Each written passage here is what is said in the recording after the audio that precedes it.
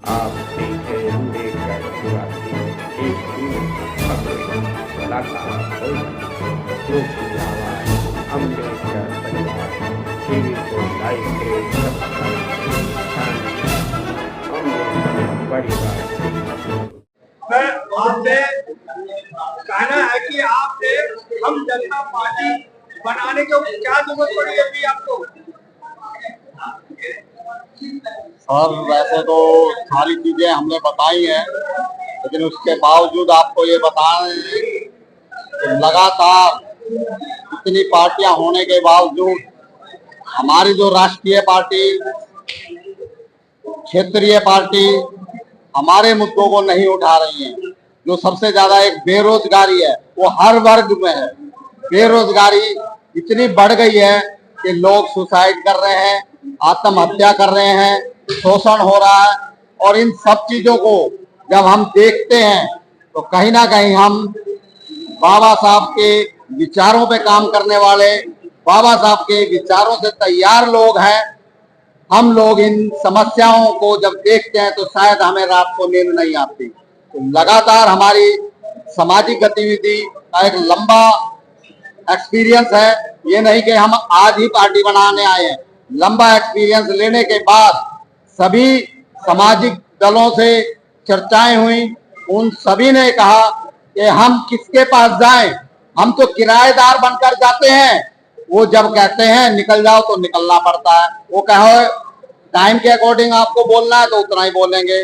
संसद में 131 सांसद होने के बावजूद अगर हमारी आवाज नहीं उठ रही है तो आप समझ सकते हैं कि वो पार्टियां उन सांसदों को एससी का वोट लेने के लिए तो खड़ा करती हैं, लेकिन आवाज उठाने के लिए वो नहीं खड़े हो सकते। कहीं ना कहीं उन लोगों को रोक दिया जाता है। तो हम लोग आजाद देश की कल्पना तो कर रहे हैं, मगर अगर हमें बोलने की भी आजादी नहीं है, हमें संविधान की बात रखने की आजादी नहीं है, हमारे जो संविधान ने हमें राइट दिए थे वो अगर लागू नहीं हो रहे तो उनको कौन करेगा।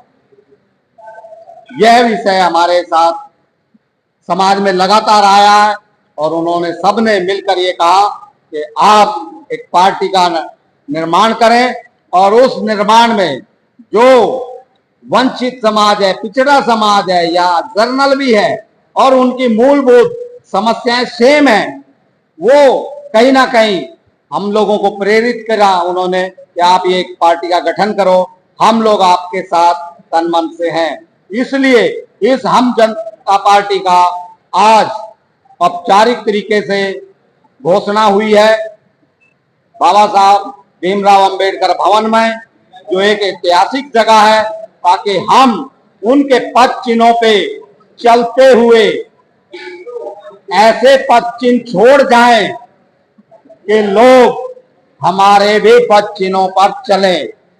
इसलिए हम लोगों ने ये पार्टी का गठन किया है और ईमानदारी जो आपके अंदर है वो किसी और के अंदर नहीं है। आप ईमानदारी से अगर काम करेंगे तो मुझे लगता है कि जो संविधान की मूलभूत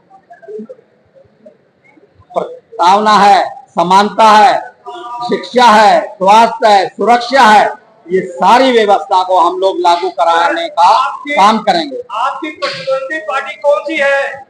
हमारी तो सभी प्रतिद्वंदी पार्टियां हैं जो संविधान विरोधी काम कर रही हैं, वो सारी हमारी प्रतिद्वंदी पार्टियां हैं।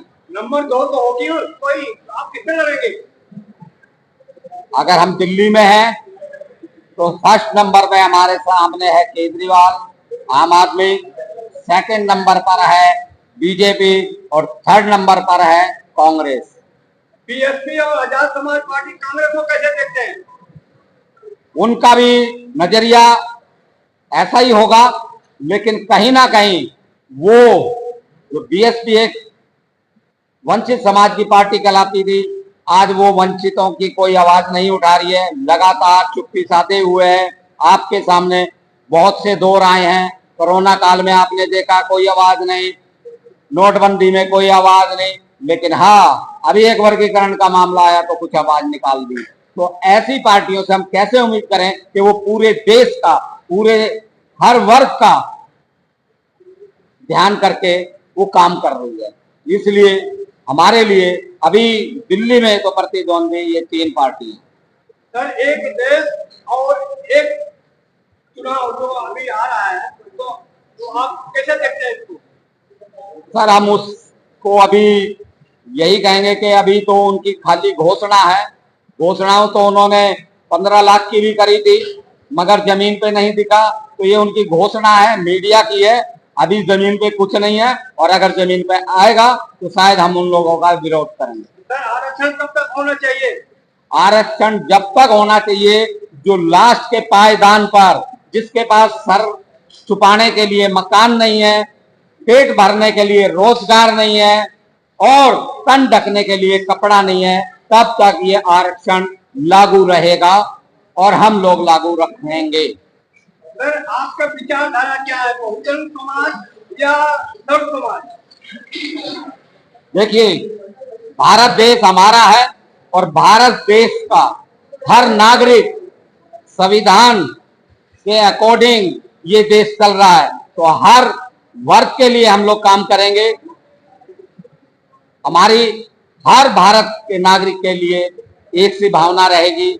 हर धर्म के प्रति हमारा एक मान सम्मान सभी का रहेगा। सर, एक लास्ट सवाल, केजरीवाल आपको कैसे दिखता है, ईमानदार या गुनाहगार?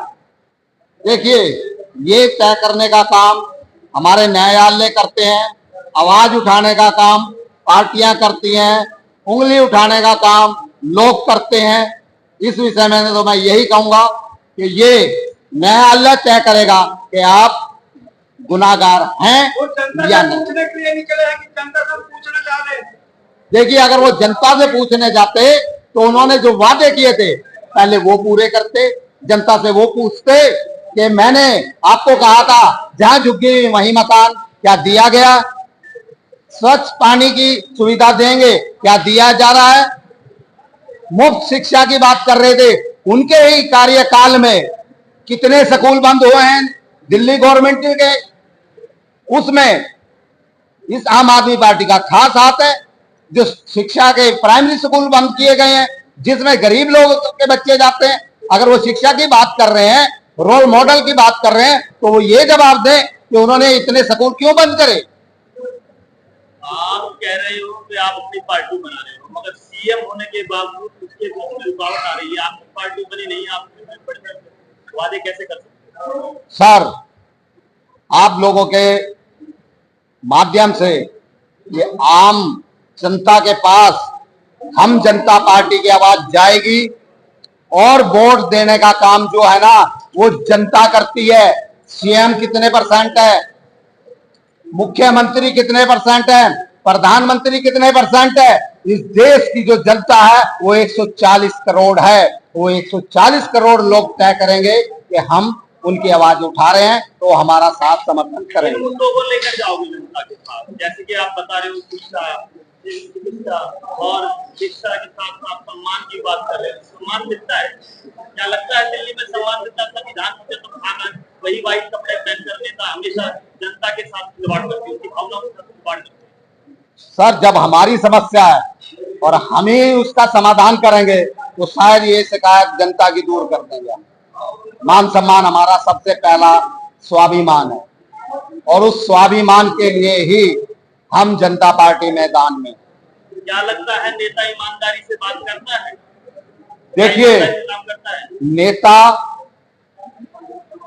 अगर इस देश में किसी से नाम जुड़ा हुआ है तो वो मुझे लगता है कि सुभाष चंद्र बोस, जिनके नाम के साथ नेता लगता है, उन्होंने देश के लिए अपनी कुर्बानी दी है, देश की आजादी की लड़ाई लड़ी है। उनका नारा था तुम मुझे खून दो मैं आजादी दूंगा। हम ये कह रहे हैं, हम जनता पार्टी ये कह रही है कि आप हमें वोट दो, आपका मान सम्मान, शिक्षा, स्वास्थ्य, सुरक्षा सब हम देंगे। सर, संदीप जी, आपसे पूछना है कि जो समाज में एक वर्गीकरण में मतभेद बना हुआ है उसको कैसे दूर करेंगे? सर, सबसे पहले आपका धन्यवाद। सभी मीडिया चैनल वाले साथी जो है यहाँ पर पहुंचे, उन सब का तहे दिल से धन्यवाद। और लगातार देश में 1 अगस्त के बाद जो सुप्रीम कोर्ट की जजमेंट थी उसके बाद से देश में माहौल जो हो रहा है, जिसपे आपने सवाल किया है, तो साथ जो वर्गीकरण का जो मामला है, क्लासिफिकेशन का जो मामला है, पहली बात इसमें मैं एक चीज कहना चाहूंगा आपको कि रिजर्वेशन पहली बात बहुत कम मात्रा में बचा। आरक्षण जो बात हमारे लोग करते हैं, रिप्रेजेंटेशन था। अभी नेताओं की जैसे बात हो रही है, नेता जो शब्द है नेतृत्व से है, जो समाज को लीड करता है, देश को लीड करता है, उसको हम नेता कह रहे हैं। तो ऐसे ही जो पब्लिक है, उस पब्लिक के अंदर है, हमें उसका क्लासिफिकेशन है जो रिजर्वेशन के अंदर जो करने की सलाह सुप्रीम कोर्ट ने कहा कि अगर आप इसको करना चाहते हैं तो कर सकते हैं, स्टेट गवर्नमेंट है, तो उसके लिए उन्होंने रास्ता खोला। स्टेट गवर्नमेंट ने अभी किसी ने उसका कोई जजमेंट, उन्होंने कोई स्टेटमेंट दी नहीं कि हाँ कोई सी स्टेट उस पर कानून बनाती है, उसको लागू कराती है, इंप्लीमेंट करती है। तो जिसकी जनता को अगर लगता है, अगर जनता जनार्दन है, अगर जनता को लगता है कानून में, संविधान में कानून बनाने की, अमेंडमेंट की पावर दी गई, वो क्यों दी गई है कि अगर समय के अनुसार, जनता की आवाज के अनुसार कोई डिमांड आती है, अगर वो सही है, संवैधानिक हो सकता है, तो बदलाव हो सकता है। अगर वो जनता के हित में है, समाज हित में और देश हित में है, तो वो इम्प्लीमेंट में वो स्टेट गवर्नमेंट लाना चाहेगी, उसको लेकर आएगी। और जो बाद में ये बिना कुछ हुए एक विरोधी पक्ष बन रहा है, एक पक्ष में जो कर रहे हैं, लड़ाई लग रहा है, तो दोनों में जो टकराव है, ये उनको टकराव की देश में माहौल नहीं बनाना चाहिए, क्योंकि बहुत सारे लोग चाहते हैं कि ये लड़े और उसका फायदा राजनीतिक लोगों को हो। उनको बैठ के इस चीज का समाधान करना चाहिए और आपस में उसको सॉर्ट आउट करना चाहिए। घर परिवार में जैसे झगड़े होते हैं, उसको परिवार में बैठ के सुलझाया जाता है। तो हम लोग एक परिवार है, तो उस चीज का ध्यान रखते हुए, ना है भद्रभाषा का, ना कोई हमारी प्रशासन शासन से मांग होती है, लड़ाई होती है, हमें उसको लड़ना चाहिए, सबका राइट है। इन्हीं बातों के साथ इस सवाल का मैं जवाब दूं। सर, जैसे समारोह को 10% उनको अलग से आरक्षण 10% दिया गया, तो क्या जो गरीब तबके एससी में उनको 10% अलग से नहीं दिया जाता? सर, आपका सवाल जो है, जिनको 10% EWS के माध्यम से मिला, जिसकी लाठी उसकी भैंस, इसका एक ही जवाब है। जो सत्ता में, सरकार में लोग बैठे होते हैं, वो जिसको चाहे वो अपनों को दे सकते हैं।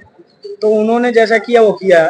और जिनको देना की भावना आप कह रहे हैं, अरे सर, आज जो अब आने वाले टाइम में गणतंत्र दिवस को 75 साल से हो जाएंगे लगभग, तो 75 साल के बाद भी गण व्यवस्था, गण राज्य बन नहीं पाया, पब्लिक का राज नहीं बन पाया।